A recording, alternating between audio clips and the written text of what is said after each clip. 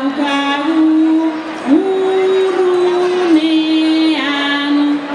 15 gradu noiz egin ditu Santo Tomas egunean.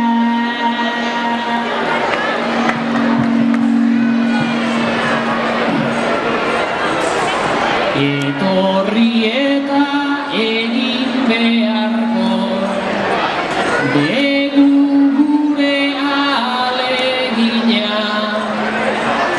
gaur Santo Tomas eguna dugu, kafestarako zekrina, eguraldia primerakoa, dugu hain gauza jakina, honela errexartu liteke, talua eta txakolina.